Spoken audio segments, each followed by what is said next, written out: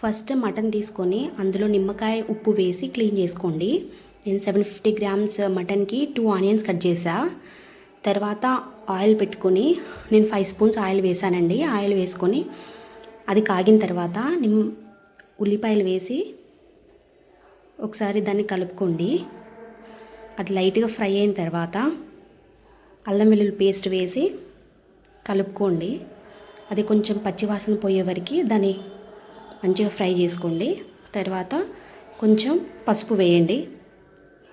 పసుపు వేసిన తర్వాత మళ్ళీ దాన్ని కొంచెం ఫ్రై చేసుకోండి. పసుపు వేశాక తర్వాత కడిగి పెట్టుకున్న మటన్ వేయండి. మటన్ వేసిన తర్వాత మరోసారి మంచిగా దాన్ని ఇట్లా కలుపుకోండి. నెక్స్ట్ ఒక 5-10 మినిట్స్ ఉడికించండి. మంచిగా కొంచెం దగ్గరైన తర్వాత అందులో కారం పొడి వేసుకోండి. మీకు టేస్ట్ తగ్గట్టు నేను 5 స్పూన్స్ వేసానండి, నాకు సరిపోతుంది. తర్వాత 1.5 స్పూన్ లైట్గా ఉప్పు వేసుకున్నా.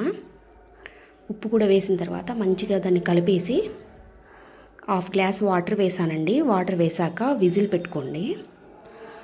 నేను మటన్ ఉడకడానికి 5 విజిల్స్ పెట్టాను. 5 విజిల్స్లో ఉడికిపోతుంది. అది ఉడికిన తర్వాత ఓపెన్ చేసుకొని అందులో ధనియాల పొడి వేయండి.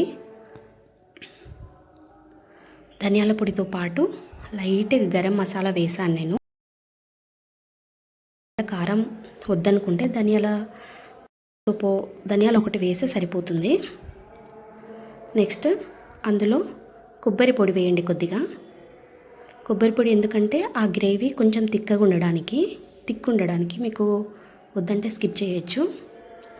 వేసిన తర్వాత అన్నీ ఒకసారి కలుపుకొని కొత్తిమీర వేసుకోవాలి. లాస్ట్లో కొత్తిమీర వేశాక దాన్ని కలుపుకొని ఒక 5 మినిట్స్ ఉడికించండి. అయిపోయింది. నేను మటన్తో పాటు బగారా చేశానండి, అది చూపించలేదు. మటన్ బగారా చేసా ఇవాళ. ఆనియన్స్ కూడా కట్ చేసుకున్నా.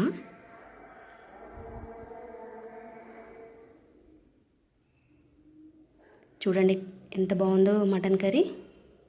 యమ్ యమ్ యమ్ యమ్.